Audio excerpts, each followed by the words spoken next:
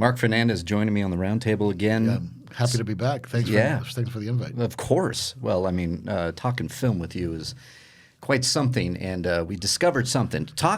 Just randomly around the office, we started talking about sci-fi films. Yeah. And then we did some research, but if there was a list out there, which we'll get to, one sci-fi movie needs to be on that list for you. What is that movie? Wow. So I'm really torn on this one. Okay. I'm really torn on this one because I think I have a 50-50 answer. I think there's two movies that have to be on any sci-fi list and have to be high on any sci-fi list. Okay. One of them is 2001, and the other one is The Matrix. I love that. I agree with both of those. The Matrix, I think, would need to be on there. That's a personal one for me as well. And I know we could get into semantics on this. Yeah. Star Wars. People call it sci-fi fantasy, which it is. Yeah. And not necessarily science fiction.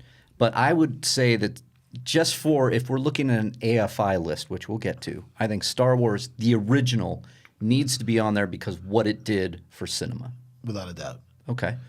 So Star Wars needs to be on there. 2001 needs to be on there. The Matrix needs to be on there. Is there any other ones out there off the top of your head? And spoiler warning for our discussion today that I'm looking forward to, one of those three isn't on there. That's right. One of them isn't on there. You'll have to stay tuned to find out which one, I guess. You're going to have to stay tuned because we will get into it. There are some that come to mind when you think of the greatest sci-fi movies of all time. Yeah. Sometimes I think the original Planet of the Apes. Yep. That's a red letter moment in cinema. I'm trying to think what else. You know, for me, because look, I obviously know some of the ones on the list that we're going to be talking about, right? Which we'll get into. So I'm trying to think of other ones that maybe aren't on that list or... Plus the year it was created. We'll get into that. But some that are jumping around in my head. To me, I think The Fly. The Fly is a good one. I'm talking about the original one, The original one? See, and I would say the Cronenberg remake was excellent. Could be on there as well. Yeah, that was one that jumped to my mind. One of my favorite remakes of all time. I think I actually think it's better than the original, like in every way. But the Jeff Goldblum remake was absolutely incredible. What about The Thing?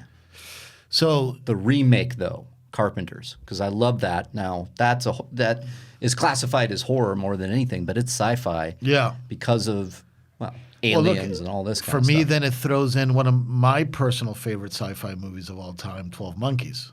12 Monkeys, okay. I like that. 12 Monkeys is good. Yeah. If you're going Terry Gilliam. He's got a few of those in there. Brazil. Yeah. Would that be one of them? I mean, I love Brazil. So that's interesting. I think we need to look at the list because there are some that are on the tip of my tongue that might make it or not. So let's just go ahead. I want to talk about that.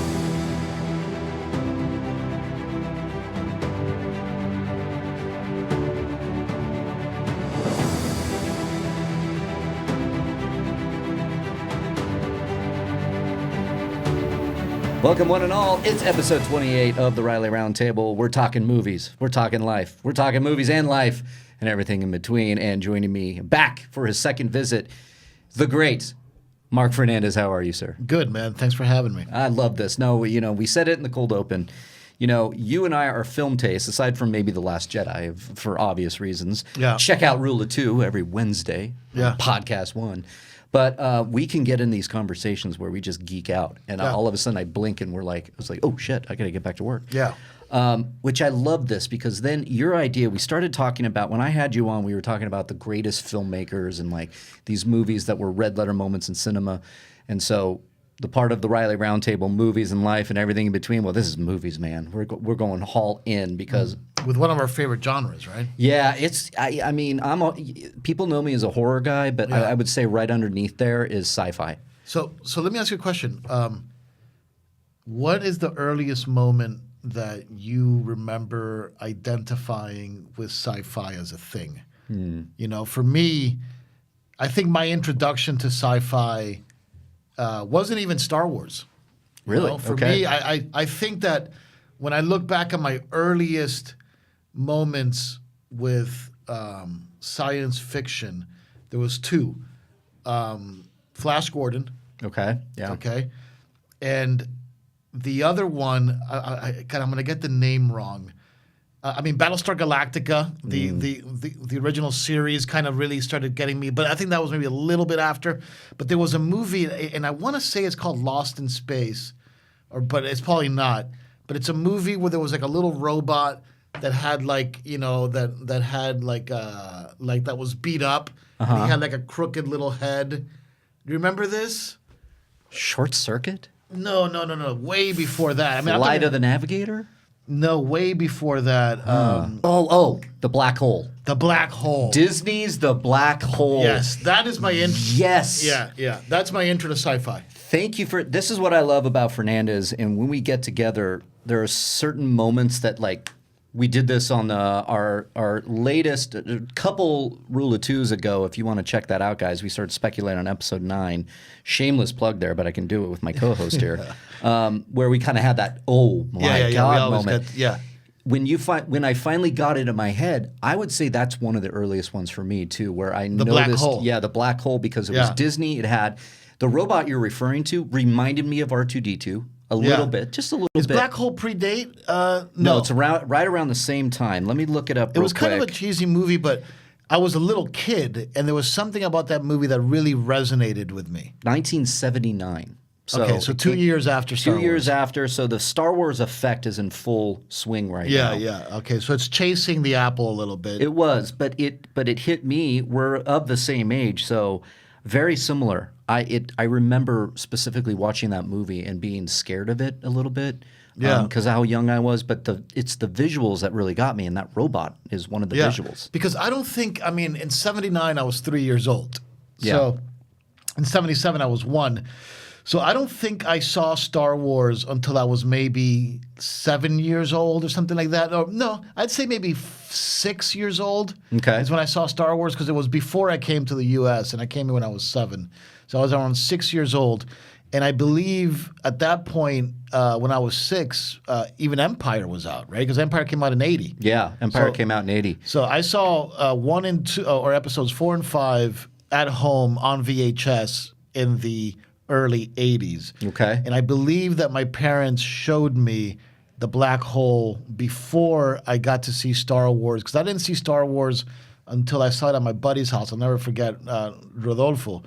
And he had it, and he had both movies, because like VHS wasn't something that everybody had. No, do you remember how expensive it was at one point? I remember E.T. getting the VHS copy of that and had a green thing on where the film opens, because people were ripping those off. Yeah. Right? To steal the film, and that E.T. was such a popular film, which is one of the ones that affected me. E.T. I did see in the theater. That was I saw it, 1982. Okay, so I saw it 8 times in the theater.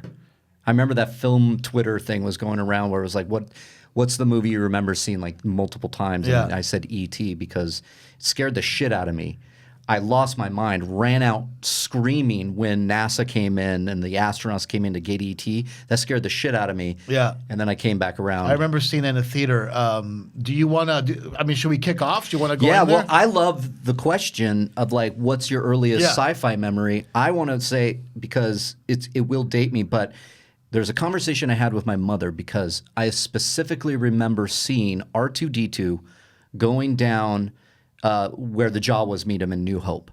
I remember that scene so vividly, and I told my mother, I said, I was sitting on your lap, we were in a movie theater, and she went, how do you remember that?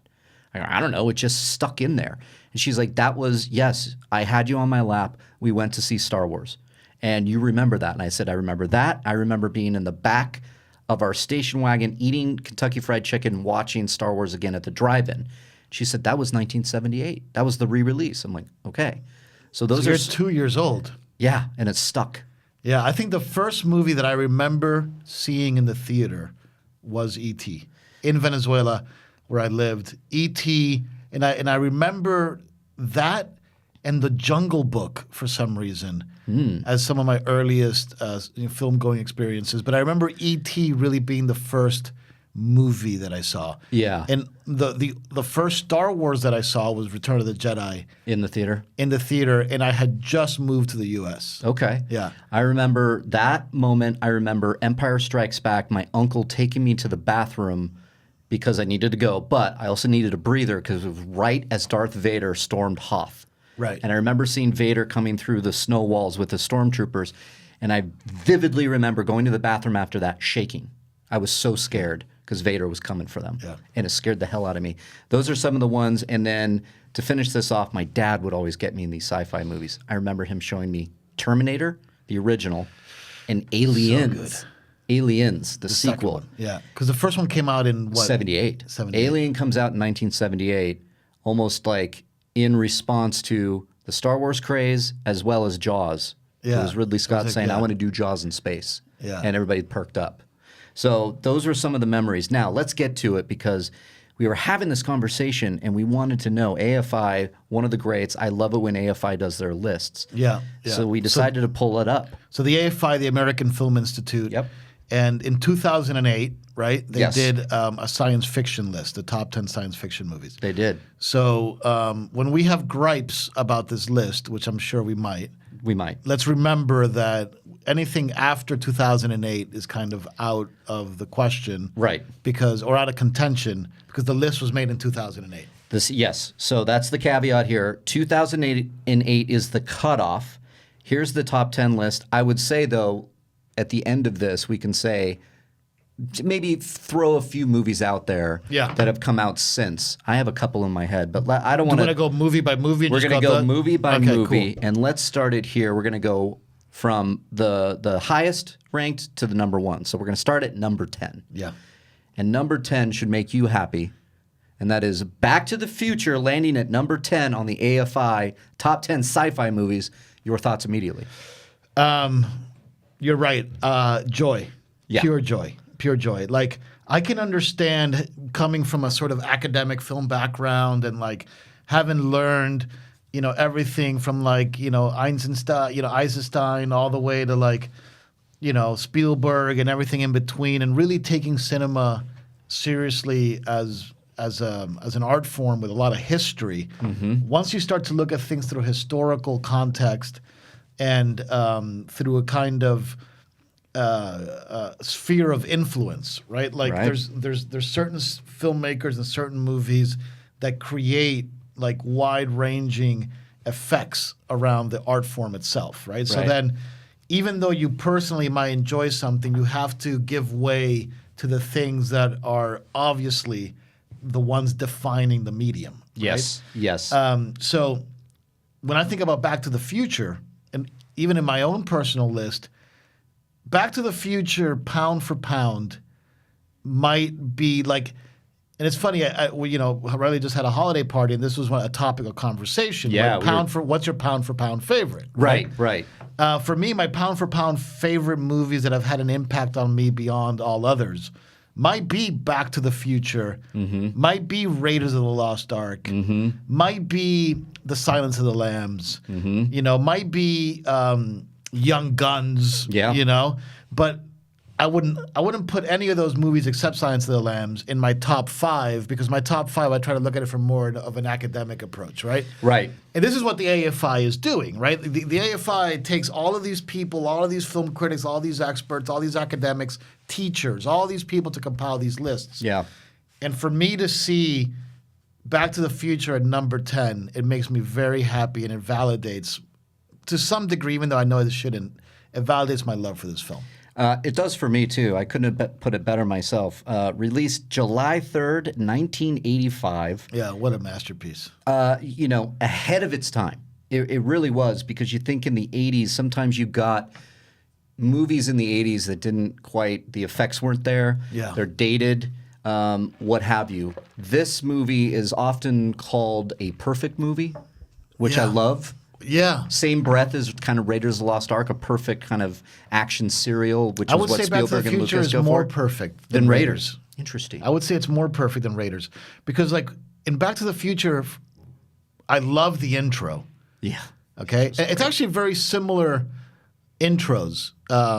for Raiders and Back to the Future in its introduction of the hero. Yes, You don't see the like face. you don't need in both of those movies. Okay, you can cut out those intros. Yeah. Cut out the part where he's in South America going for the idol. You can cut out where he's doing his thing with the amp. You can cut both those things out. Start the movie with the Huey Lewis music, Yep.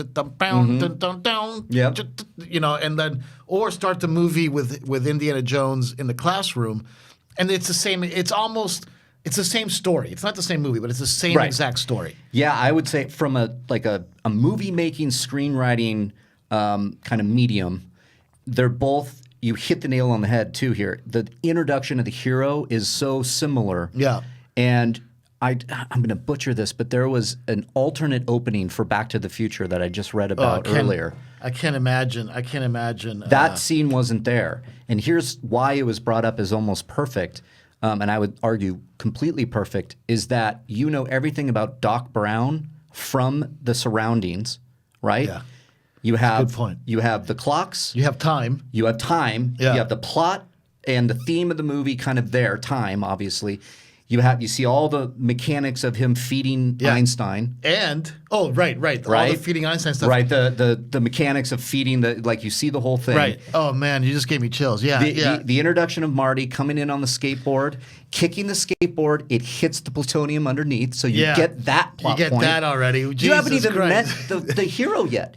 Then you're just seeing his Doc. body, and then he's looking around. Doc, Einstein. You see the glasses, you see the pick, and then bam, turning up the thing. Up all the knobs, right? So then you know. Classic Marty character too. Marty He is likes a maverick. it loud. He likes it loud. He likes it. You know, he's the guy who's willing to take chances. Which will pay off later in 1955 when he goes crazy with Johnny Be Good. Yeah. Guess your kids aren't ready for that It yet. also sets up his ambition, right? Absolutely. This to is be like- a famous rock star. This is what Marty wants that everybody says can't happen. Yes. Is that he wants to be a famous rock star. That's his dream. That's his dream. And it sets it up at the very, very beginning. Yeah. And then, of course, when he hits the guitar, the speaker blows up, throws him all the way back. It hits so many right moments in introducing character, our hero, the plot, the plutonium, and then just gives us a great setup, middle part, and payoff.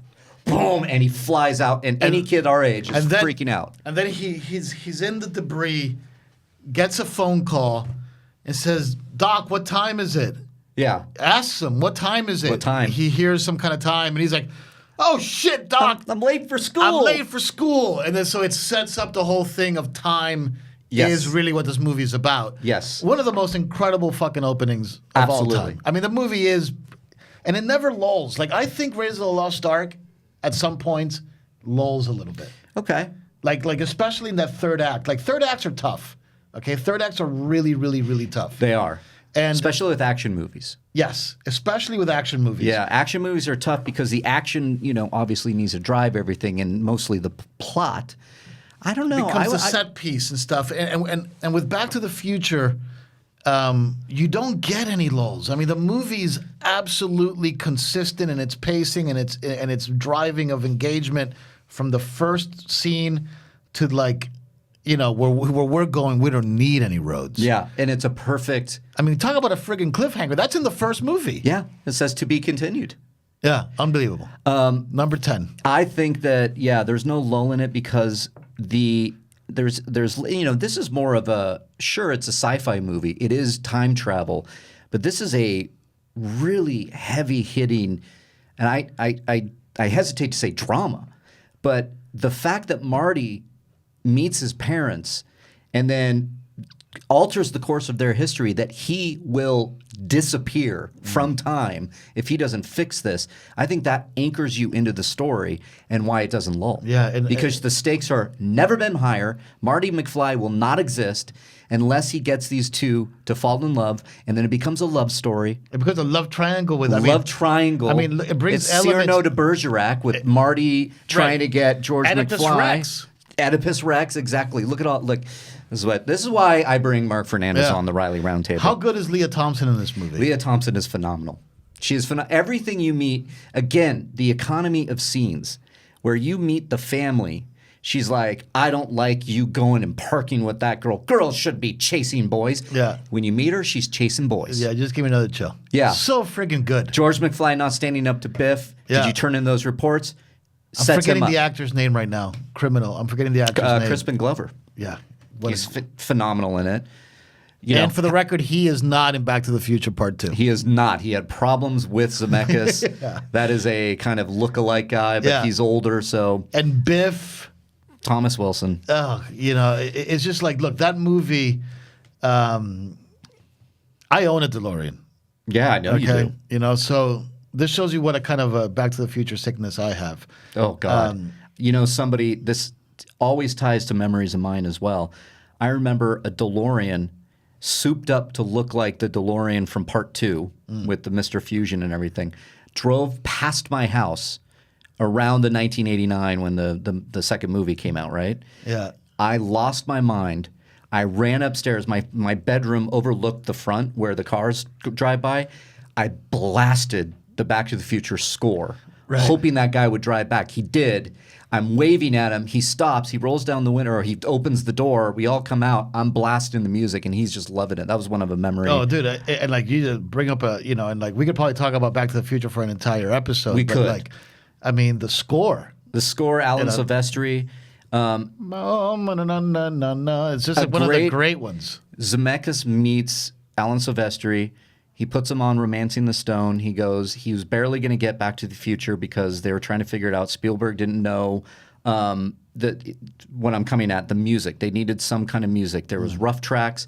Then Zemeckis snuck in some of Silvestri's score, and Spielberg went, it's like that. That's the score you should start to be playing. It's like kind of like that. And he's like, that is the score, Steven. He's like, oh, perfect. You're on the right track. Right. That was a little tidbit I learned from David. And then who wrote it? Bob Gale and Robert Gale. Zemeckis wrote the script. Yeah. An original screenplay. Amazing. It's an original screenplay. It's number 10. That reference I was making about the score, David W. Collins, the soundtrack show, check it out. I learned that there. Wanted to give that little. So number 10 is Back to the Future.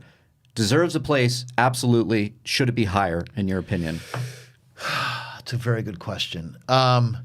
I think that I would be happy with Back to the Future anywhere between, because there's some doozies on this list. There's some doozies that I understand from an academic perspective are more important. Right. Even though Back to the Future might be my favorite movie on this list, maybe.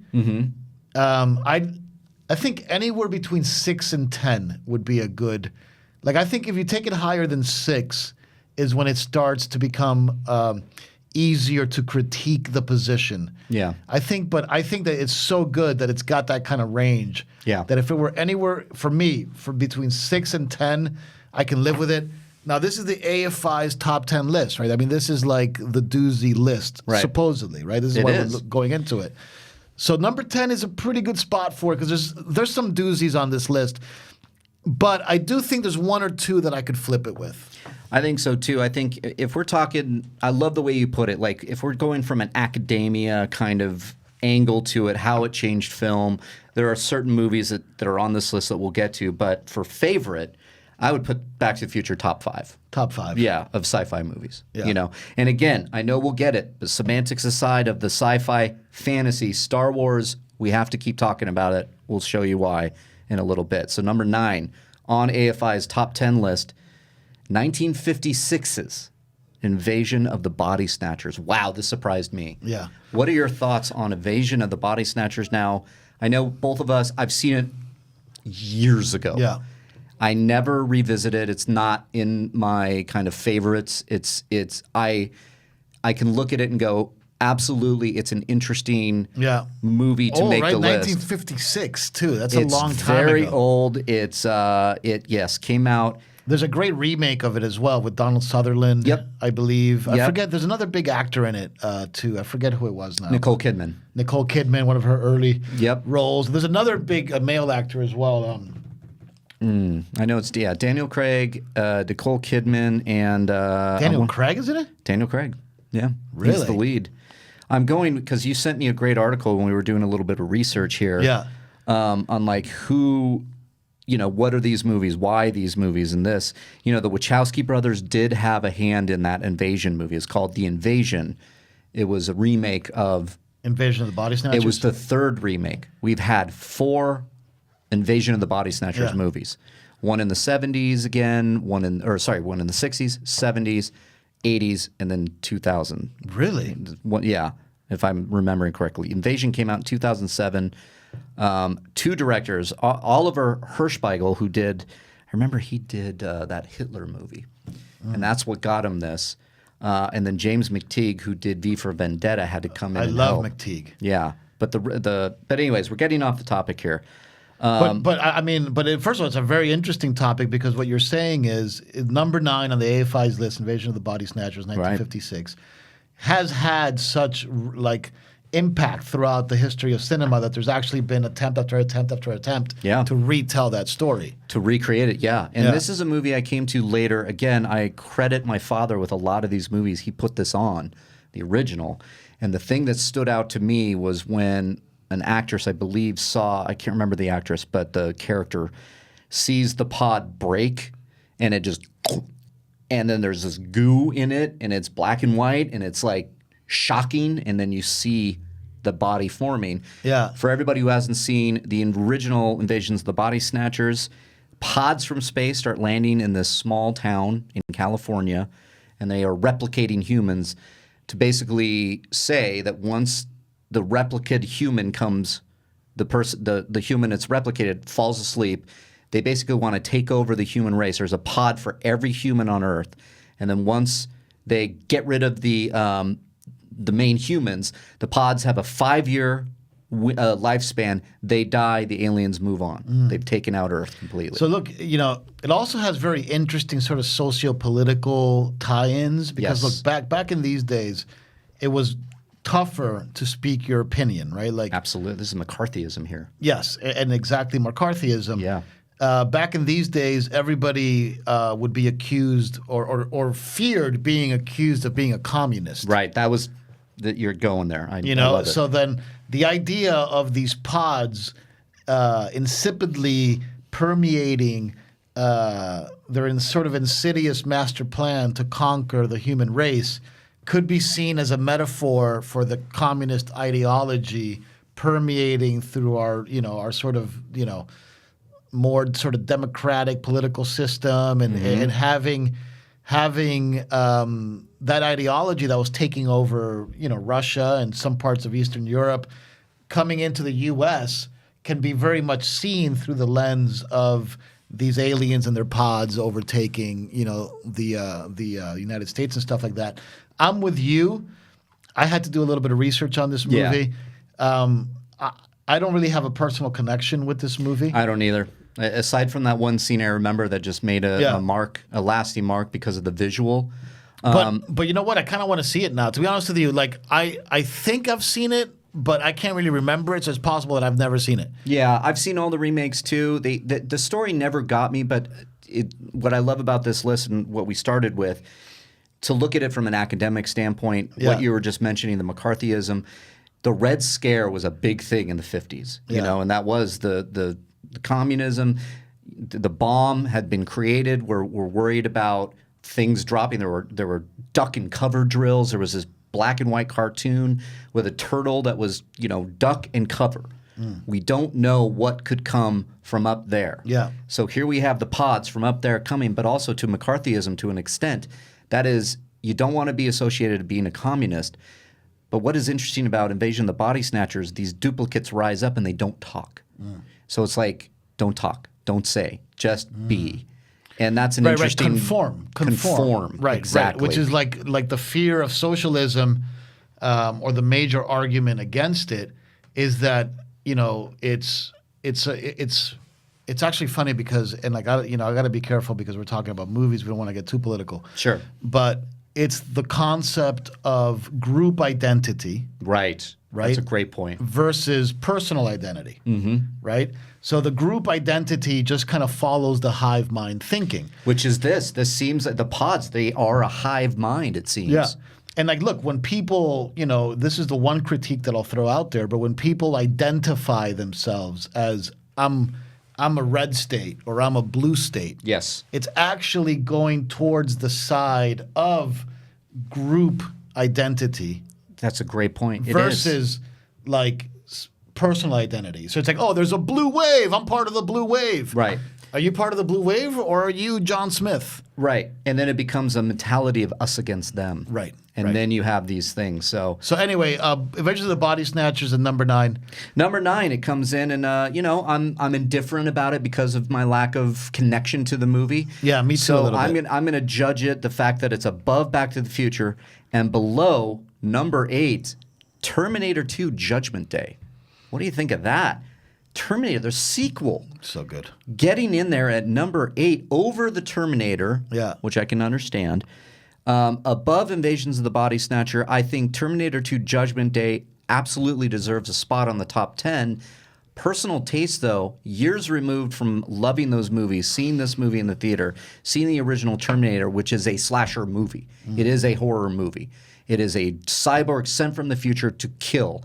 And I remember seeing this, again, my dad coming in hot, taking me, seeing Terminator. Scared the shit out of me when I watched Arnold Schwarzenegger go around Los Angeles. His eye out. Cut his eye out. Not only that, but when the mother opens the door, Sarah Connor, yes, boom, boom, boom, boom, boom, blows her away. It scared the shit out of me. Yeah. So it made me think that mothers aren't even safe. That's why it scared me. But that aside, Terminator 2: Judgment Day, an interesting choice at number 8. You think it deserves to be on there?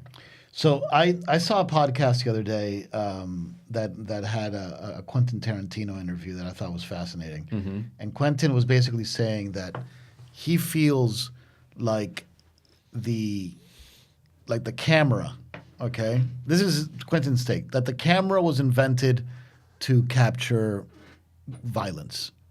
Like that he sees the camera as a tool to be able to capture violence because violence is not something that should exist in the real world, and it's perfect for cameras because it could be simulated and fake and all these things. Okay. To your point, I think the first time that I can remember truly seeing violence on the screen that wasn't gratuitous, but that actually served an incredible device to tell a story, to your point, was Terminator, the first Yeah, one. I would agree with that because it was you didn't see her get blown away. You didn't see blood and guts or anything. You just saw the muzzle of the gun. Yeah, you felt the violence. You felt the violence because, well, it's set up. I mean, he drives up and he runs over a child's toy. So it tells you everything, right? It's like, okay, he's at a house where kids. He walks up to this unassuming small house in L.A. somewhere, knocks on the door. The mother opens the door. Yeah, you know everything. But even back then, I remember there was some controversy or some like urban myth or urban legend or whatever that Terminator was actually at risk of getting an X rating. Oh yeah, because of the scene where he cuts his eye out. That might be, yeah. That's interesting. Yeah. And I remember him going and getting the weapons, and then he grabs a bullet and is like, "Hey, you can't do that!" Blows the guy away, takes all the weapons. Yeah. It was very, very scary. But that's Terminator. That's Terminator. So look, it had a huge legacy, right? But it introduced me to the great James Cameron, right? Because I don't believe I saw Aliens until after I saw the first Terminator. Yeah, I think I saw Terminator. No, I take that back. Because my dad showed me Aliens. I think that was my... no, he showed me at home. He said, don't tell your mother. Yeah. Because like for me, it was all those movies around the same time, right? Like, Scarface, Friday the 13th, Terminator, Aliens comes a little afterwards. Right. For me anyway. But... I mean, Cameron got Aliens off of Terminator. But here's a real thing that where Cameron became my guy. Like I love Terminator, of course. Like who didn't when they were growing up? Terminator is a great movie. Yeah.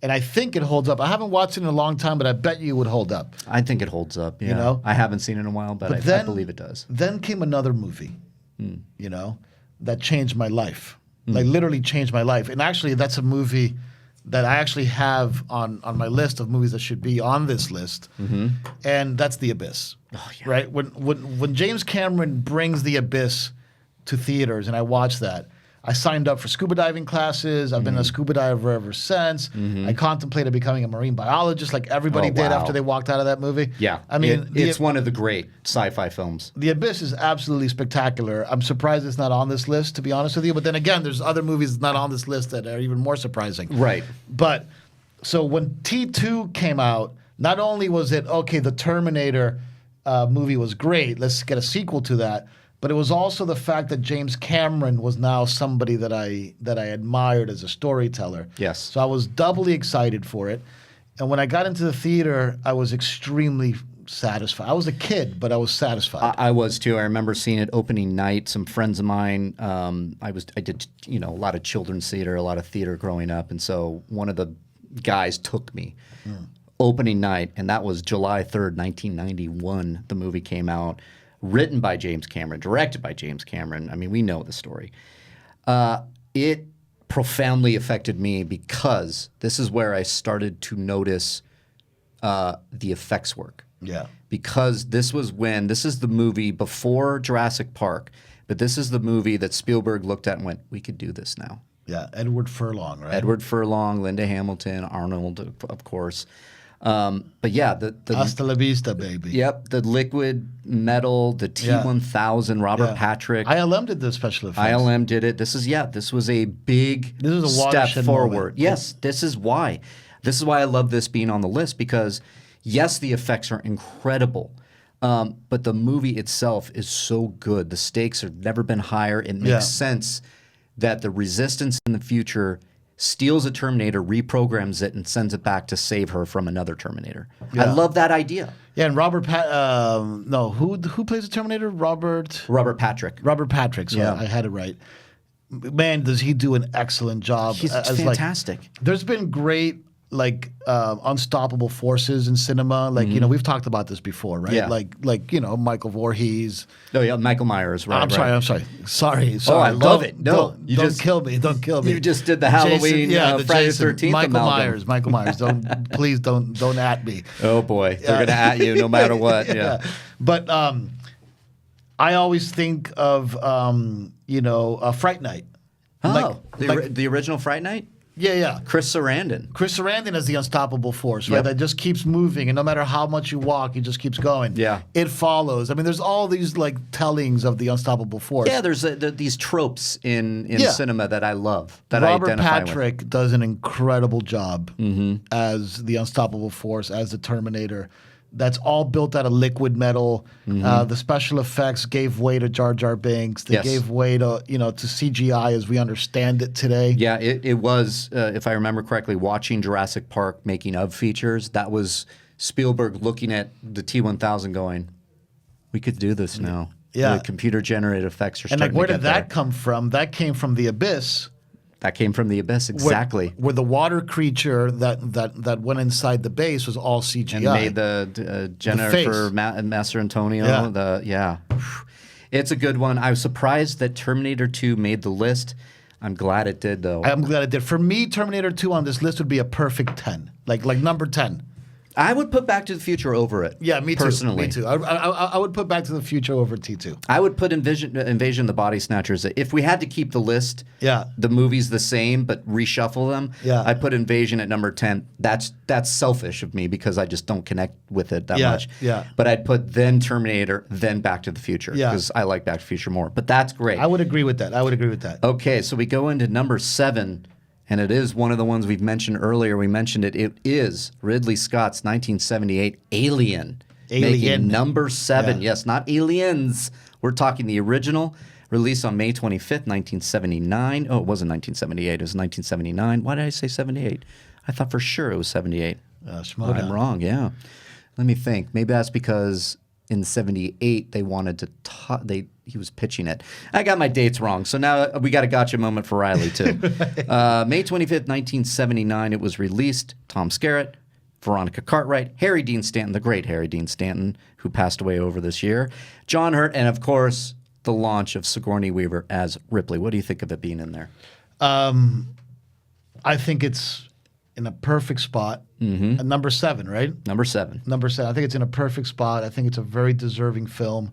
But again, this is one of those genre benders, right? Yeah. Is it sci-fi? How do you define sci-fi, or is this horror? Because I believe both. in the Collider top 10 horror movies, Alien is in there, right? It is. It made the list. It made the list. I know that I've heard this movie as horror so much that I've almost put it into the horror category.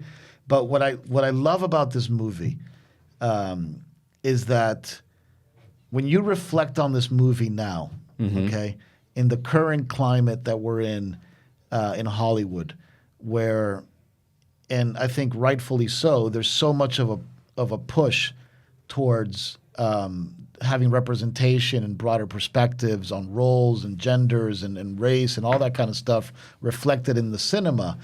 I think that a lot of times people don't really internalize the value of that and create things that seem quote unquote forced, Okay. where when you look at a movie like Alien, like it is the perfect movie that I still think has created one of the strongest heroines in cinema. It did, absolutely. And this is 1979. Yeah. So it's like we haven't really come that much further now. I know. If anything, now we've lost perspective into what it actually means. Because to me, it's got to be invisible, right? It's got to be like this woman and her role in saving the ship and fighting the alien has to be authentic. It just can't be something where you write it for one gender and then you cast it with a different gender and think that that's okay. Right. Everything about Ripley is woman. Yeah. And think about it this way. What is interesting about Alien that scared the living daylights out of everyone is the chest bursting scene, right? So the juxtaposition of anyone great point. giving birth to this thing, and then that's a gender twist right there. That's a gender twist. It doesn't matter who it is. Yeah, that's woman very or male. interesting. You're giving birth to this I never thing, thought about that. and you're dead. But then that thing is birthed from the chest and is only taken out by a woman. That is, to me, is an interesting way to do it. But also, it's all invisible. It all feels that there can be no other way to tell the story. Right. Where it's like, not to crack on The Last Jedi, but when you see Holdo in command of that ship, where are you giving me the credentials of Holdo being in charge? Right, because she was a new character that was introduced, so we didn't have a lot of history with her. With Ripley, and being tech savvy, knowing how to operate the heavy machinery, they set her up so perfectly that when she performs her heroic acts in saving the day, you're in. I mean, there's no question anymore about gender. It's just about a human being kicking ass. Well, yeah, and once Tom Skerritt's character goes off with John Hurt's character to investigate the signal. The leader, right? I mean, spoiler, can we spoil here? We're going to have to spoil a movie that's over 40 years old, folks. Right. Right, and Tom Skerritt, who is traditionally the... Well, he's the captain. He's the main guy. Right. And what I love about this scene... It doesn't end well for him. It doesn't end well for anyone except Ripley. Well, even Ripley, if you count the other movies. But anyways, that's a podcast for another time. What's interesting to me is John Hurt and Tom Skerritt's character, they go to investigate the signal, brings an alien organism back because it's on John Hurt's face. And damn, it's a good movie. The ranking officer then becomes Ripley. And she says, no, you're not coming on this ship. You got some shit on your face. Yeah. Protocol says I have to do that, but she is overruled by pretty much everybody there because they want to save their friend. But she was the one saying, no. Yeah. And I look at this as that we were introduced to a strong leader of a female character with Princess Leia in 1977. Yes. Right? And then in 1978, we get Jamie Lee Curtis in Halloween. Yes. Right? Yes. That becomes the final girl. Yeah. Ripley also is an incredible heroine. Yes. Ripley is a final girl that folds into that sci-fi, into a horror kind of trope. Yeah. Right? Of her becoming the final girl, the one knowing there are stupid people around me making these decisions to bring on this alien thing without doing the proper research. But it's because of the technology. Ash, the robot, the android, is the one that wants to study the thing and supersedes her authority to bring him in because the thing, the robot, the android, is so fascinated by this alien organism So there's a lot going on in that movie that it's I so love. good, man. You're making me think about wanting to rewatch this one. You know, It's a talking about good these, movie. it's such a great movie. I would argue Aliens might be more enjoyable for me to watch. It's better What on number is it? rewatch. 7 or 6? It's number 7. 7. But I would say on paper, Alien is a better movie Than Aliens. Yeah. I just think because there's a lot going there. You know, Right. we kind of Aliens talked just on has it. the advantage of fucking James Cameron is one of the greatest fun movie makers there is. You know, we had a horror movie by Ridley Scott that had a lot of ideas that we just talked about, the birthing, you know, the taking on a female, like that idea. But then you have Aliens, it's just balls to the wall, full And fucking action. Aliens, it's about fighting the female alien, Yeah, then you're fighting the queen. the queen, and the queen is the big badass, you know. Yep. B word. Yeah. I mean, she's Get away from her, you bitch! Yeah. The fiend. Yeah. There was a video game that I used to play on my Commodore 64 for Aliens, where like the last level was that you had to like capture the woman with the machine. Oh yeah, the machine. She's Yeah. in the whatever. Yeah. Anyway, how do you feel about Alien as number 7? I think it's a good spot. I think that as we get to the list, I love Aliens so much and Back to the Future. I would put those movies in personal enjoyment over T2. To be quite honest with you, I just kind of One question for you: are there any heroines in the last 10 to 15 years of cinema that you like the same way you like Ripley, Jamie Lee Curtis, Princess Leia? Yeah. It's tough. It's a tough one. Yeah, it's maybe a podcast for another day. It might be a podcast for another day. For me, the only one that I think about really quickly that is just because, and I think this is more of a personal thing, but Clarice Starling. Yes, absolutely. I think that's a great call. I mean, these characters, though, I mean, they really trailblazed through these movies. And I would say that today cinema and today's audiences, if you saw the reaction to the divisiveness of The Last Jedi, which I don't get because Leia started it all pretty much. Yeah. Why isn't I know you have your Tomb Raiders and your Captain Marvels coming up.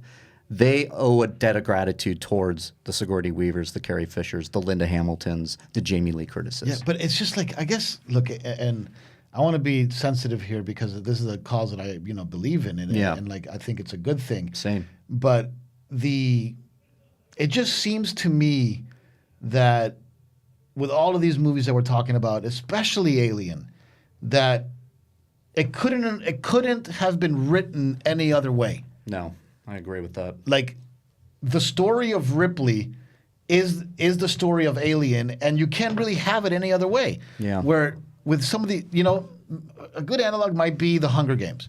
Like, Hunger Games, I would think that's a good one. yeah, That's because the one. Hunger Katniss Games is great. I can't see that being written any other way. Right. Like, it makes perfect sense that it's a holistic story that is birthed from the female perspective and the trials and stuff like that. It doesn't seem to me like it's hokey.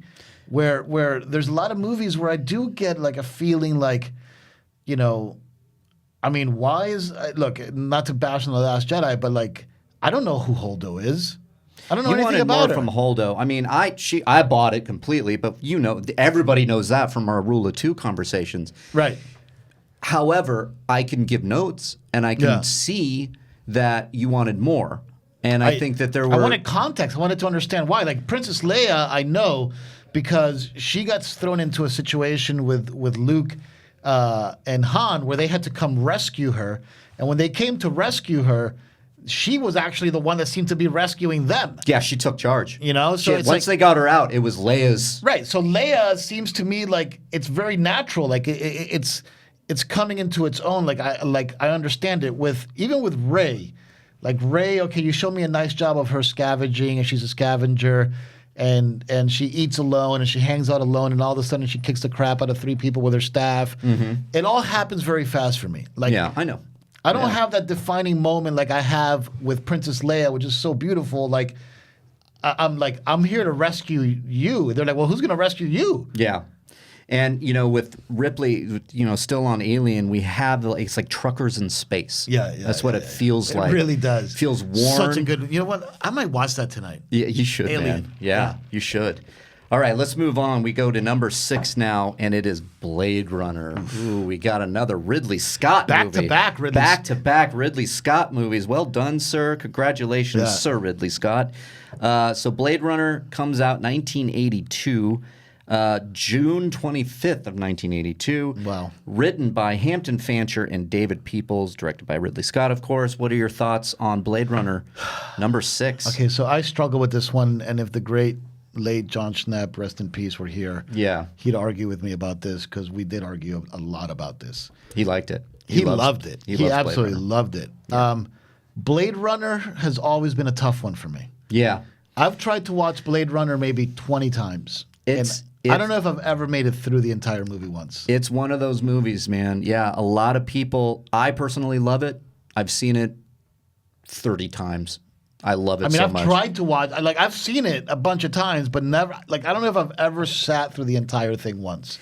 Ridley Scott in Blade Runner was literally doing his best Terry Gilliam impressions sometimes. There's a scene where Daryl Hannah's replicant stumbles into I forget the guy's name, but there's like these toys walking around. It reminds me of It's Just Batshit. There's some bad shit stuff in it. It's great. I mean, look, the movie is very, very. There's a reason why it's on here. It's very atmospheric. Yes, it's a slow burn. The special effects are gorgeous. Yep. They hold up today. Absolutely, because when Blade Runner 2 was out. Yeah, 2049. Which I found somehow even more boring than the original. But just as beautiful. It's a beautiful movie. The effects seem to. It's almost like they're better effects, obviously, better technology at our use, but they seem like they're. Did Blade Runner 2 win the Academy Award for Best Cinematography? I don't think so. Yes, he did. Roger Deakins did. He did win it. Yeah, finally. Okay. It very much deserved. I mean, Blade Runner 2 was absolutely gorgeous. It was gorgeous. And Blade Runner 1, it was also gorgeous. And I actually really enjoy Harrison Ford's performance as well. It's probably the most reserved and stoic that you see Harrison Ford in his prime. This is only 2 years after Empire Strikes Back, which I tell you, Empire Strikes Back is Harrison Ford's movie. That's his movie, yeah. And then 1 year before Return of the Jedi. So it's Harrison Ford after 1 year after Raiders of the Lost Ark. I mean, there isn't a bigger actor in the universe than Harrison Ford. This is the heyday of Harrison. Yeah. And right in the middle of all this crazy success, you get Blade Runner. And he gives his most reserved, stoic performance that I think I've ever seen. It's a great, great, great performance. Yeah. I've seen the original cut. I've tried to watch the Ridley Scott cut. There's an extended cut. There's like a double-decker cut. That's where it started to get ridiculous for me. I'll be quite honest with you. I remember... I actually don't remember which version I have finally because it started for me to get a little bit ridiculous because the one thing I did like, there was a narration at one point that Harrison Ford did to kind of add that little, we talk about folding genres into each other. Right. The noir detective. And that got taken out. That finally got taken out and then it was just nothing and then there was maybe a different ending. Look. All that aside, number 6. Origami or not origami. Right. Yeah. Is he a replicant or is he not? Yeah. The thing about... He's not. I don't know. I think Blade Runner 2 pretty much says it very explicitly that he's not. Yeah, I think so, In my opinion, anyway. That's I would say yes. I mean, and it's because, though, it's so hard to track. You got to watch Blade Runner. I think this goes to your point, which I can agree with. I mean, Blade Runner, I love it. I understand why it's number 6. Me too. But, yeah... Let me tell you a little story. I tried to show Julie, my fiance, that. It's just not happening. No. Yeah. 20 minutes in, she's like, I can't with this movie. I can't do it. And I'm like, why is that? She's like, it is like, Sometimes there's watching a movie at home where you're really dialed in. Sometimes there's let's just put on a movie and just kind of maybe have some fun. Have some fun. And this was one of those times where she's like, wait a minute. No, I can't do this right now because I'm working. She had her, she was doing a little bit of work. She's like, I need to be dialed in for this. We've never revisited it, though. It's a tough watch. I understand its place on the list. I understand when people say it is a tough watch. I need to be in the right mood to watch Blade Runner. But one thing I will say about Blade Runner that is incredible, and I thought we were going to get more of a tip of the hat to this in Blade Runner 2. It's probably one of my critiques of Blade Runner 2, just from a fan service perspective, is Rutger Hauer. He's fantastic. Rutger Hauer in that first movie is fucking incredible. He's so good. He just wasn't in it, and I wanted more of that. He was a heartbreaking character for me. I mean, you can just see the pain in his eyes of the realization that he is a replicant. He is going to die at some point, and it's like that's his motivation. It's a great villain. It's a crazy, crazy story, and it's all right there for you. Landing at number, what did I say? 6 on the AFI's top 10 sci-fi top 10 movies of all list. time. And with that, we go in the top 5. This is according to AFI. So, do you think that this is a good placement for it, Blade Runner? You know what? I would take Blade Runner off the list completely, personally. And maybe add one of these other ones that we'll get to later. Yes, because I think because of everything we've said. Yeah, but I just have more enjoyment. I can look at Blade Runner and really appreciate it from a filmmaking angle. I can appreciate it from a performance, appreciate it from writing, acting, all through. But this is just a personal taste of mine. Yeah. I love Blade Runner. Don't believe it should be on this list. It falls short. It falls short for me. There's things about it that fall short for me too. I just think if you really want, like, there are certain movies. I don't see Blade Runner reinventing the genre like some of these did. Yeah. You know what I mean? I think it has a firm place and it knows exactly what it is. It's a sci-fi movie. Right. But did it's like a noir detective story. It's a detective story in the future. Yeah. And it's great. It's great. But yeah, maybe that's a hot take. Maybe I'm going to get some ats. But I would take it off the list because we'll get to it. I would put other movies in there and rearrange a little bit. Okay, so at number 5. So for the record, right, I could see that it would be impossible to have a top 10 sci-fi movies list without Blade Runner somewhere in it. Yeah. Somewhere in it. But I would probably put there. it lower, but I think it needs to be somewhere in there. Okay. I like that. So, I love that. I love the movie and I would take it off the list. Yeah. Completely. Where to me it bores me to death. Right. But you would keep it on the list. Because people love it so much. And people respect it so much. I don't know. There's something special about Blade Runner that I've never been able to tap into.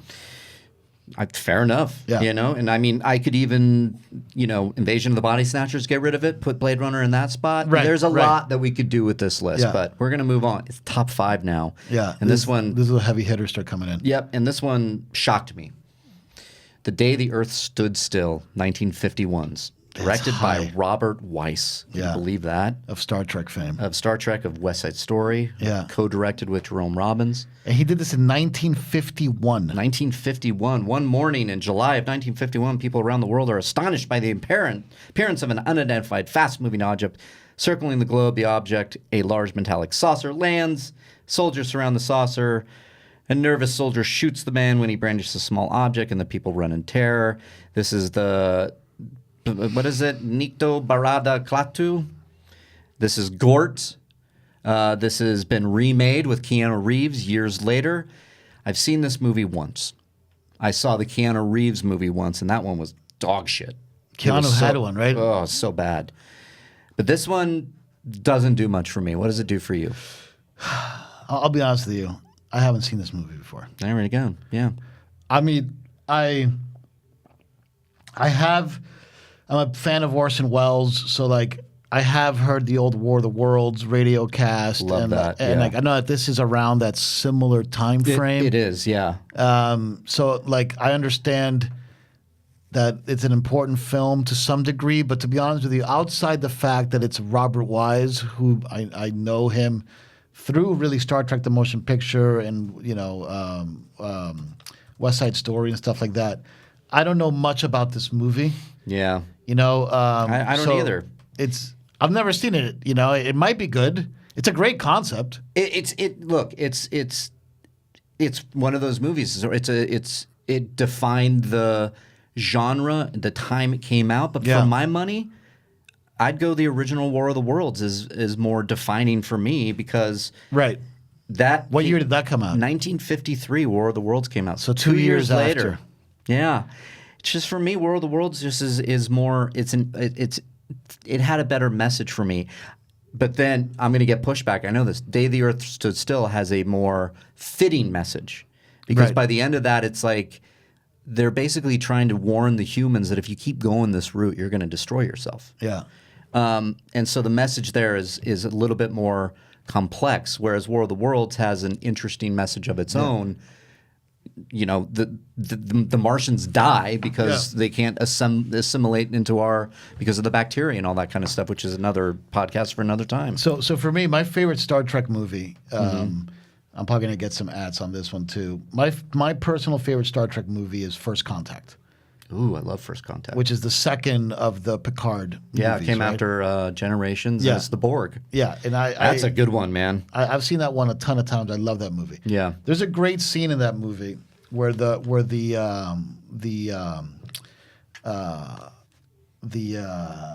oh my God, the Vulcans make first contact. I mean, that's what the whole movie is based on. Yeah, They're trying. It's actually very similar to Back to the Future in a way. They're trying to make sure that first contact happens and nothing goes wrong with first contact. The warp drive. He's got to finish the warp drive. That will set into motion the unifying all the systems. Yeah. But now that I hear your description, and I'm not going to front, I have never seen this movie. Yeah, that's fine. Hearing your description of the high concept of it sounds very similar to that moment of the humans meeting the Vulcans. Yeah. And there's this one scenario, I believe in the Star Trek Enterprise show, they did a remake in the alternate universe or the whatever universe, the parallel universe, or no, the mirror universe. Right. Where instead of like the greeting and the shaking of the hands between the humans and the Vulcans, they shot them. Oh, wow. Is that what happens in Day the Earth Stood Still? The humans shoot the alien? Yeah. Yeah. It's because they pull out something and the soldier gets freaky. I mean, it's basically, The log line here is an alien dignitary comes to Earth to learn why humans can't stop warring amongst each other. So it's basically, like I said, if you don't stop this shit, you're going to destroy yourself. Yeah, it's cool. It's interesting. It'd be worth checking out. I like old movies. Like Gort, the robot Gort is kind of an iconic character now. Yeah. You've all seen it somewhere. You know, it's the dome, it's the eye, and it just, and all their weapons kind of disintegrate. And I love movies from back then. I love the Alfred Hitchcock stuff. To me, stands up very well. Mm-hmm. A lot of the Frank Capra stuff stands up to me very well. There's great films from those days. The Casablanca stuff stands up to me. So it'd be interesting to check out more sci-fi from those days. I'd check it out. I mean, again, I think the message is great. I think it's why it's had such a lasting effect on the medium, and I think it's the reason why it's at number 5. I think it's this message, its inherent message that it's trying to tell you is why it's so important and so high on this list. Yeah, and also 1951, that's a long time ago, so it was definitely a pioneer in the genre. Yeah, absolutely was. So not a lot of talk on that. I think number 5, again, when you come at me with what are your favorite sci-fi movies? I'm like, well, this isn't one of them. Right. I would put mine. This is the AFI's list. This is AFI's list. I respect its placement because of its message. Yeah. So there you go. Because number 4, wow, this shocked me. Okay. A Clockwork Orange at number 4. Yeah. Wow. Stanley Kubrick, 1971, December of 1971. Stanley Kubrick released A Clockwork Orange. What do you think of that? So for me, this is I'm very, very happy with this placement. Got it. Okay. I'm glad that the AFI recognizes how important Clockwork Orange is. Yeah. And to me, Clockwork Orange, I got to tell this quick little story about Clockwork Orange. So Stanley Kubrick, after he did 2001, became a very big deal in Hollywood. Sure. Right? He did 2001, I believe, in 68 or 69. Mm-hmm. Becomes a big, big deal in Hollywood. And he's got his lifelong project that he wants to do. His biggest ambition is that he wants to do, and the screenplay is out there. I highly recommend you read it because it's an incredible script. But he wanted to do a biopic on Napoleon. Right, that's right. Yeah. I remember you telling me about this. And the script is out there. Google Stanley Kubrick's Napoleon screenplay. It's an original script by Stanley Kubrick, collection of many different historical articles and stuff like that. It's a great script. He had this script and he wanted to do it. And he got the production ready, did all the pre-production. They started booking talent and cameras and dates and all this stuff. They were going to shoot it on location in France. All the extras, all the shit. It was all a go.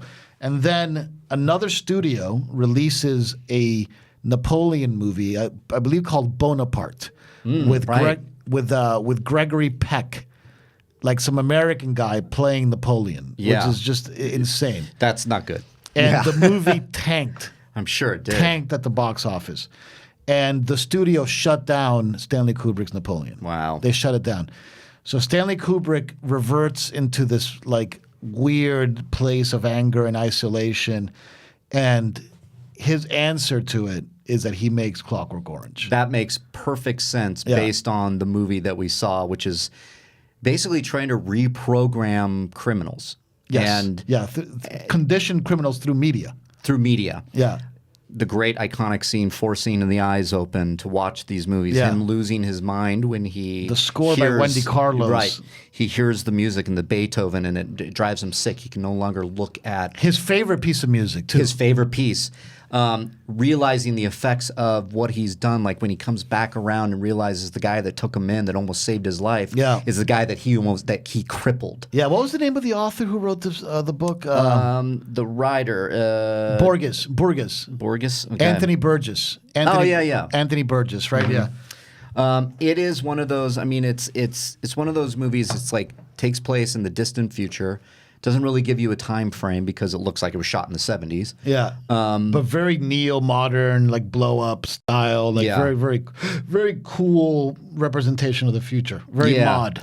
I love this placement. I love that Clockwork Orange is on here. Now, it's not one of my favorite Kubrick movies. It's definitely in the top 5 if I were to put Kubrick movies together. Yeah. But the fact that this made it on a sci-fi list, I'll take it.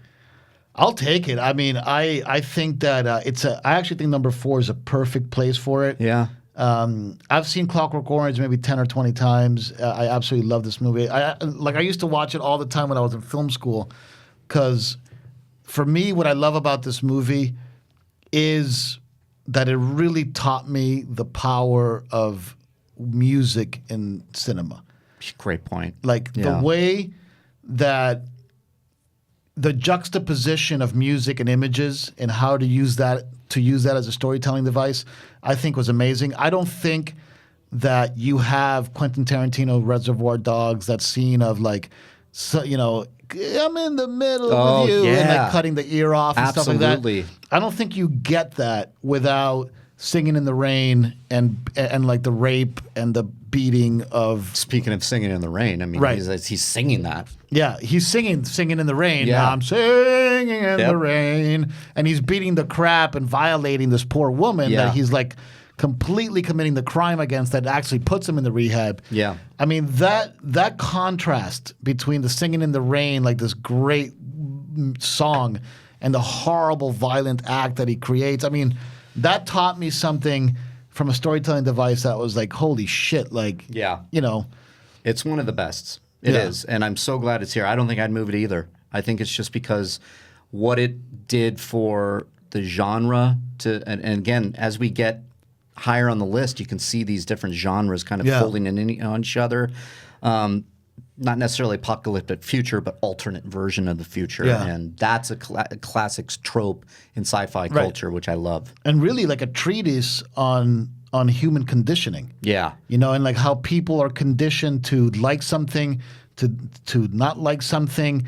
The idea that they basically create Alex into this like superstar. You know? Right.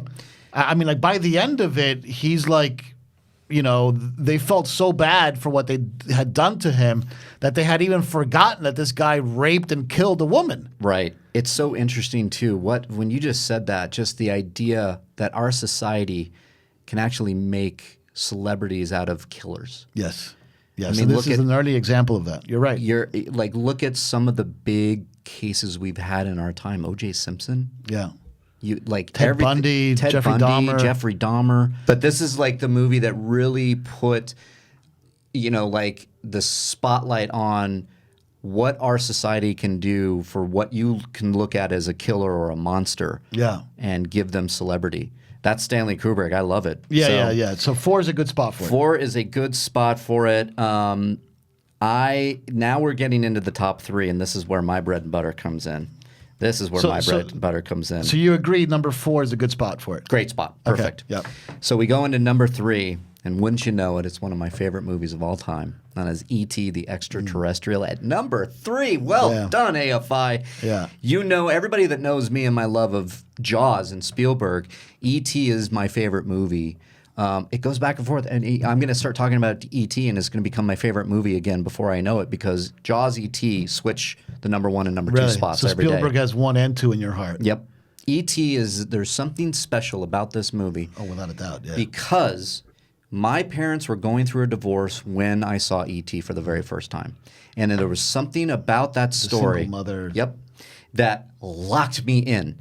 I felt so alone growing up. At that particular moment, my dad moved out, and I wondered why. And my mom went to work, and I wondered why. And I wondered why I couldn't see them together, and I wondered why I felt so alone. And E.T. answered a prayer of mine, give me a friend. Give me something that can maybe take the place of this emptiness I'm feeling. And that's Elliot. And that's Henry Thomas's Elliot meets E.T. E.T. just did it for me in a way that is very special to me. Yeah, I love E.T. at this ranking. I think it's a great spot for it. Yeah, number 3, that's high. I'll take it. I think it's a great spot for it by some of like film's biggest academics, right? I mean, they're giving E.T. this very high praise, and I think it's well deserved. Yeah, I saw it. It's funny. I actually saw it just recently. I saw it maybe a year ago. Okay. I said, fuck it. I'm going to watch E.T. again. Oh yeah. This is a yearly thing. I watch E.T. once a year. And like, I got to tell you, I had forgotten how good E.T. was. It holds up. Yeah. Incredibly well. The texture of the cinematography, the acting performances by these kids. I know. It's just next level. It's just like, how is that even possible? Like Spielberg's ability to get these young actors to give those kind of performances that were so believable to me is a mind-blowing accomplishment. I couldn't agree with you more, and just the filming of it as well. Like, we see 0 adult faces besides the mother, Dee Wallace, for 75% of the movie. Yeah. And the first reveal of another human or another adult's face comes in Keys. The guy, he's around because you sense the dread in the government represented in the keys hanging on his belt. Yeah. So when you hear those jingle jangles, you know that that's our villain. And in a way that we learn later, they're not really the villain, but it's just because he's telling a childhood story. He's telling, it reminds me that the Peanuts, you never hear an adult voice. You hear wah, wah, wah, wah, wah. That's to keep the innocence of the child. You get the same, no faces until the very end. When Keys is finally revealed, he puts the keys in his thing. This is after they capture E.T. He gets all suited up in the contamination suit, and he walks in, and Spielberg does this long tracking shot following Keys as he walks up the house that's now been turned into a war zone of outbreak and what are we dealing with there? Is there disease? Is this thing? Yeah. And then he walks through the thing and dun, dun, dun, and there's Spielberg finally introducing us to Peter Coyote, who played Keys in 1982's E.T. I love it. It's masterful. It's a masterful film. There's no doubt about it. I think the score by John Williams is on some other level. He did win an Oscar for it. Yeah, the score by John Williams is some other level. Did he? No, he didn't. I want to say. Did he? I know he was nominated. I know he's won 5. He won for Jaws. He won for Star Wars, and he won for Schindler's. There it is. He won for E.T. He did not win for Jaws. He did not win for Jaws. He was nominated for Jaws. No, he won. He won. Yeah, like, he's won like My 5. God, I mean, the he's guy's won a lot. So many. But man, that movie, and what I loved about that movie is that's like, first of all, I'm pretty sure that that's the first movie I ever saw in a movie theater. Okay. Was E.T. I remember crying in that movie. Mm-hmm. I physically remember him getting torn out, and at the very end, like feeling bad for him. Especially there's a scene where he's sick and all that stuff. Oh, and feeling yeah. bad for E.T. and being in tears. And like I remember, I'm going to cry now thinking about it. I remember the freedom that the symbology of the kid on the bicycle gave me when I was a kid, like watching E.T., seeing the kid on the bike. And this is before the Goonies, where the bikes get taken to the next level. Yeah. Where every Christmas, the only gift I ever wanted until I finally got one was a bike. You know, I want a bike. Because the first image that you get of freedom, right? It's like that great scene in Pirates of the Caribbean. It's like freedom. You know, she's like, you know, he asked, what is a boat? It's like, a boat is in a sail and a ship and a mast and a thing. A boat is freedom. Yeah. You know, like the ability to just go where you want to go. That's you know? such a great point. That's Yeah. everything for the kids, and that's how they make their escape. Right. And then E.T.'s. And now it's the logo of you know, Amblin. Amblin Entertainment, the kid with the bike in front of the moon. Like, you can go anywhere you want to go. Yeah. You know? And Yeah. like that, to me, E.T. at number 3, I'm all in on it. And my last point on E.T., and I always say this in my sports shows, it's like you really start to respect records in sports by how long you can keep that record. Right. Right? So Dan Marino had the passing record for like 18, 20 plus years. Wow. So that's a long time, right? Yeah. Like Tom Brady had the record for 1 year before Manning broke it the next year. Then the next year somebody else broke it. Right. So the shorter the record frequency is, like the lesser the record means. Sure. E.T. was the highest grossing film of all time, I believe, up until Titanic took over. Yes. You know, and that is a gigantic... Adjusted for inflation. To your point. So it might be gross. It's right now, if we were to go, it's number 19 of all time Flat, like for normal. domestic. Normal. Yeah, let me see if I can get adjusted here. But you were right. I mean, and now Box Office Mojo is adjusting their site, and now I'm kicked off. Whatever. Right. E.T. was one of those movies that people were just like, it kept going. Yeah, and it was number 1 all-time box office for decades. Years, yeah. I think until Titanic broke it, right? You might be right. Yeah, the site just went down. That pisses me off because it's like I wanted to see. Yeah, because like E.T. had that record, right? It was yes, like I'm pretty sure it is, and don't gotcha us or anything. But E.T., if you look, it did. It was one of the highest grossing movies of all time. It still is, adjusted for inflation. I think it's one of those stories that really hit home for a lot of people. It's a boy and his dog. It's a boy and his and like this is E.T.. really what made Spielberg, because Spielberg had Jaws, and Jaws was a huge hit. But it wasn't until he hit you with E.T. where people were like, well, wait a minute, this guy is on some other level. Right, because in between he was the Jaws, James Cameron of back then. Yeah, because in between Jaws, he did Close Encounters. Yeah. 1941, Raiders of the Lost Ark. No, 1941 was the first theatrical he did. No, 1941 came after Jaws. Because he Did spoofed. it? Yep. It was Sugarland Express is the first one. Sugarland Express was his first. Then Jaws. Then Close Encounters. Okay. Then I want to say 1941. Yeah, then E.T. Well, no, I think when did Raiders of the Lost Ark come out? 80. E.T. was 1982. So Raiders of the Lost Ark. No. Raiders is 81. Raiders is 81. Yeah. 1981. Yes, because you know why? He's sitting on the sand filming Raiders of the Lost Ark, talking to Melissa Matheson, who's married to Harrison Ford, who wrote E.T. So they came up with the idea of E.T. while filming Raiders of the Lost Ark. So you could argue, though, I'm still with you on that, though. You could still say E.T. is finally where Spielberg really hit the stratosphere. Yes. No, without a doubt. I'm looking at this box office thing. And it's crazy, man. I think E.T. at number freaking 3. That makes me happy. This is going to be an all-timer Yeah. Reilly Roundtable here, man. We're going an hour and 18 minutes so far. Fuck, all right. Let's.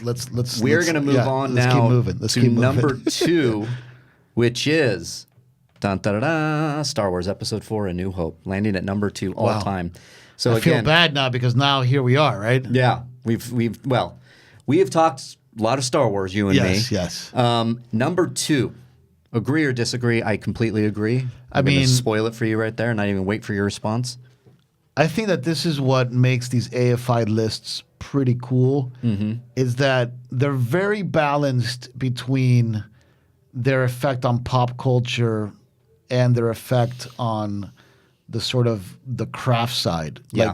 Like it's a good balance between like super cinema, insider, filmmaker-y type stuff with audience sort of acceptance or you know, it's just a good balance of pop culture and insider culture. you Yeah, know? and filmmaking. I mean, like, you know, straight up crazy Clockwork Oranges and you know, Blade Runner is the thinking man sci-fi film. Yeah. You know, that kind of stuff. Yeah, and like, look, George Lucas. I mean, look, man, what haven't we already said about this dude? Probably a ton. Yeah.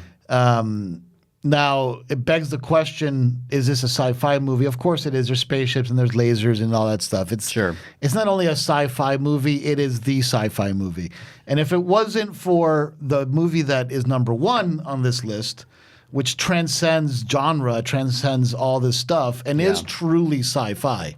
Oh yeah. Like the other one is truly trying to create fiction that is only possible through the understanding of science. Right. That's Right? that's the definition.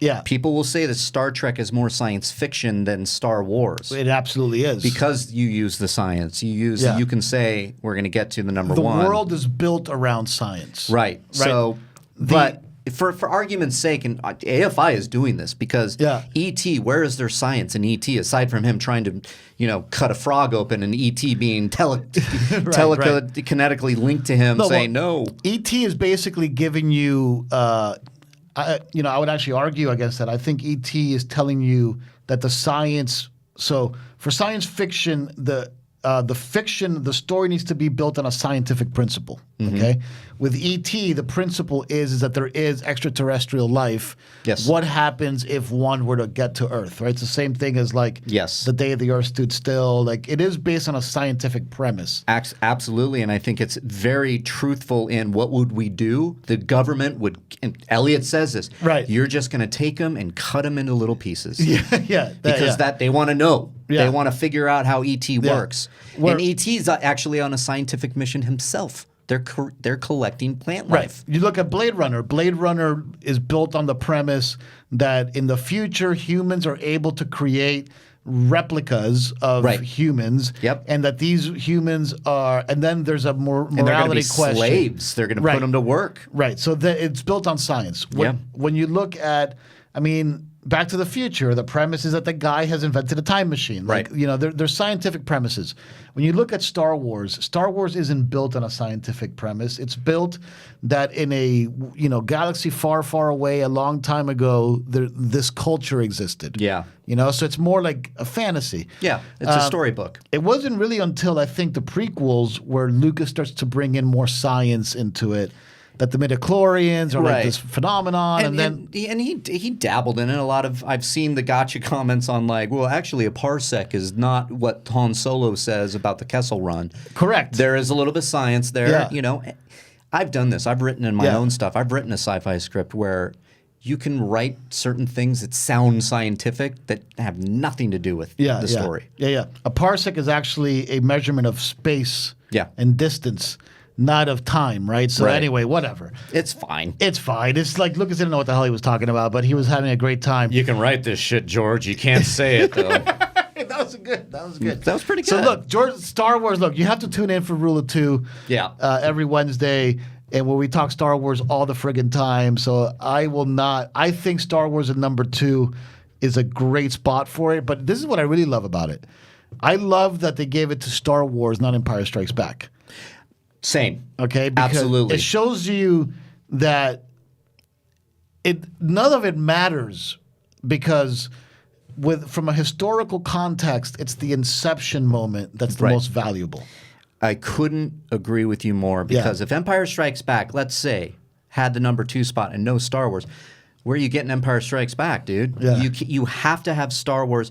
This is the historical. But then you have T2 in the list. Right? That's interesting. Ooh, Yeah. nice counterpunch. Yeah. I got nothing.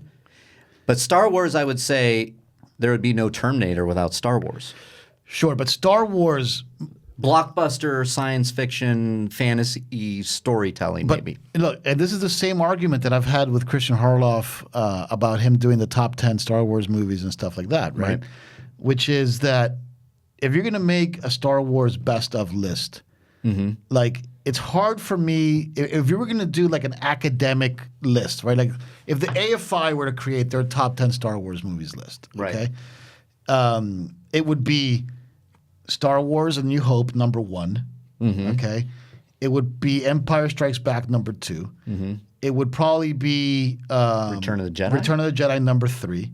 It would probably be Phantom Menace number 4, and it would probably go maybe Revenge of the Sith, Attack of the Clones. Like it would just go through the natural progression of the evolution of it, right? But then the counterpoint is, well, you got T2 and T1. Yeah. But if you look at T2, because that's actually a very interesting point. Like, okay, so what's the difference between T2 and T1? Can't you say that, relatively speaking, Star Wars and Empire Strikes Back, it's the same shit, right? Because everybody loves Empire more than Star Wars, right? I got it. I know why. Go ahead. I think T2 is on there because of the visual effects. I think, and because the story is so good and so beloved, you put it on the list because it reinvents the genre. That's a good point, actually. Pushes it forward, which I'm seeing what AFI is doing.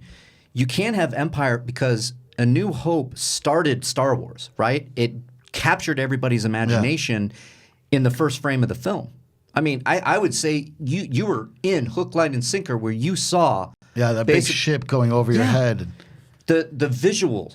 I mean, so you have visual effects being taken seriously, taking the audience on a journey they've never seen before, a universe that looked worn and well tested and dirty, and characters that felt lived in, characters that spoke truth. Han Solo seemed to be everybody. This cynical person that I'm only in this for the money, but this idealistic youth is right next to him going, no, I want adventure. It's funny because I've seen Star Wars show up as number 2, number 1 in a lot of top Western movies of all time. There's a Western flair in that, man. Yeah. That whole Tatooine stuff with Obi-Wan can very much feel like that. So look, I know we're running late on time. I'm just watching out for you. I'll talk about Star Wars all day, but thankfully we have a show for that. So we both agree Star Wars at number 2 is a great spot for it. Is a great spot because coming in at number 1 is what I believe is the number 1 of all time, and that is 2001, A Space Odyssey. Stanley Kubrick also getting 2 movies here with Ridley Scott. 2 in the top 4. 2 in the top 4. Yeah. That's just crazy. Yeah. So here we go. Yeah, 2001, A Space Odyssey. I know you're happy. I'm happy. Yeah, look, Stanley Kubrick's probably my pound-for-pound favorite filmmaker of all time. Yeah. And 2001, another difficult watch. It is. Even though I actually think 2001 is more entertaining than Blade Runner. I think it's easier to wrap your head around 2001 than it is Blade Runner at times. Even though the end, like the last act of 2001 is like a straight-up LSD trip. And it's just like... It's so crazy. It's so crazy, and it goes on for a while. It does. So it requires a lot of the audience that has very little to nothing to do with a movie almost. It's just like these visual effects and like these like computer generated graphics and this music and like, and then it ends up with the Star Child and all of this stuff. But what's I think special about 2001 that for me makes it, I think, pound for pound, if I were doing my own academic list of what I think the 10 greatest movies of all time are, I also think I would probably put 2001 as number 1 in all of cinema. In all of cinema. Because 2001 is, and very few movies I think do this to the level 2001 did, but 2001 was telling this like very highly poetic allegory of Stanley Kubrick's philosophy on the evolution of humanity. Yeah. And he does it in 2.5 hours, whatever it is. And he does it without saying a lot of words. And you totally understand from like, I guess what I'm trying to say is that the art of cinema has, X amount of tools, right? Like there's other storytelling mediums out there, novels, video games, all kinds of stuff, poems, music, whatever.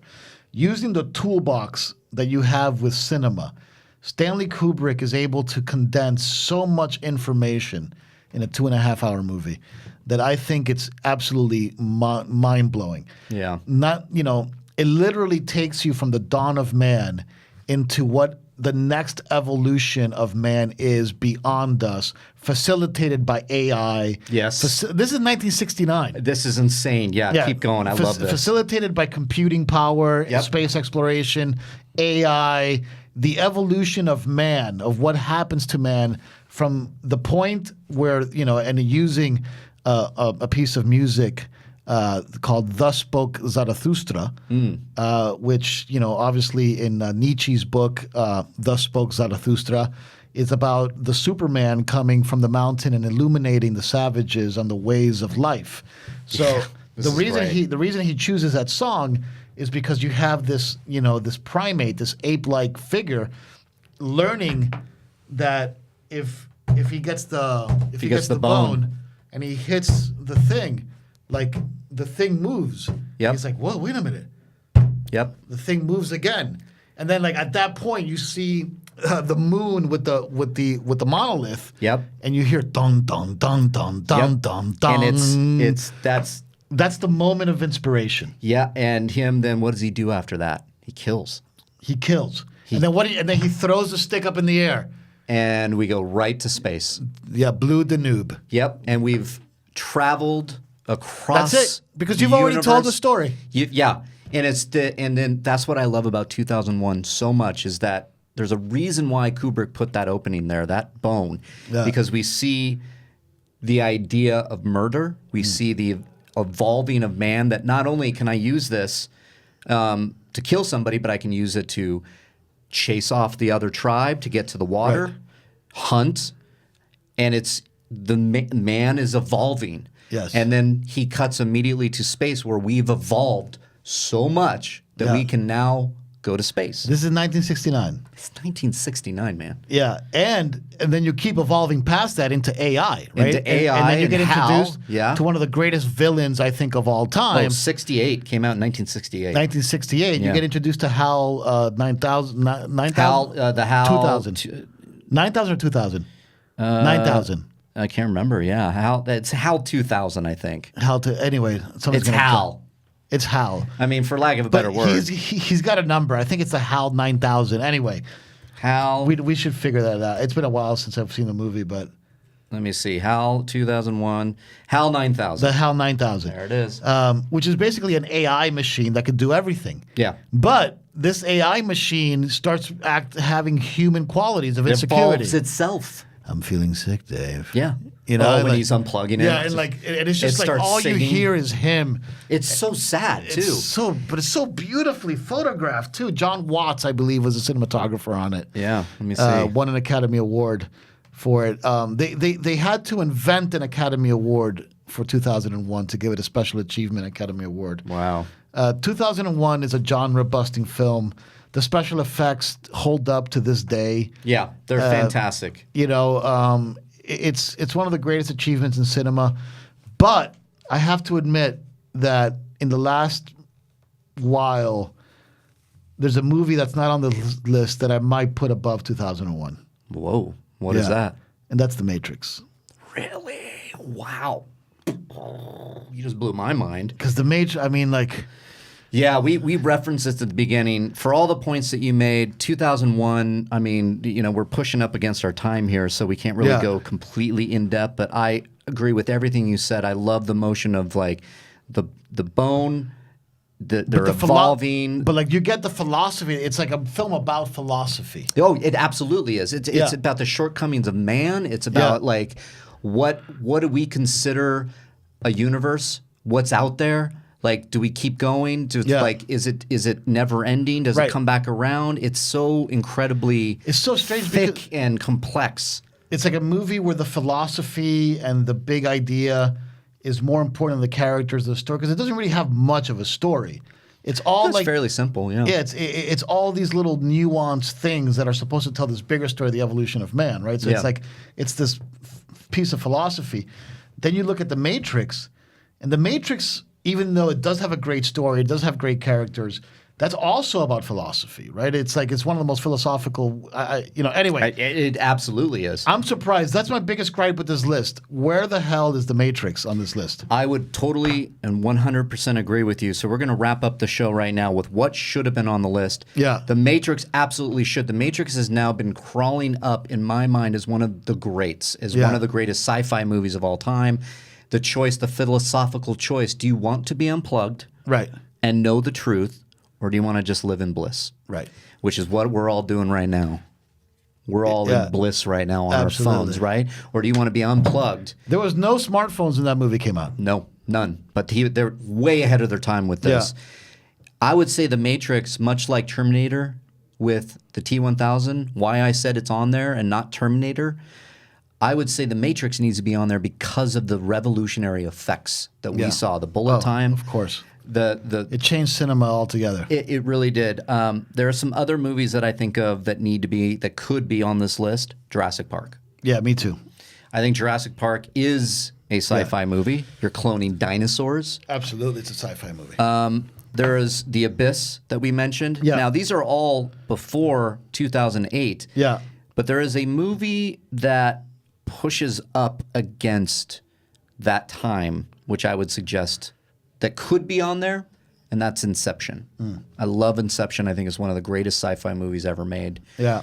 It's definitely in my top 10. I'm not a huge fan of it. Okay. But I know a lot of people that I respect heavily that love it. Talk about And going it's a great inside idea. the mind. It's a great idea. Just the layers of the mind and the dreams and Yeah. controlling that, but also what is real, what is not.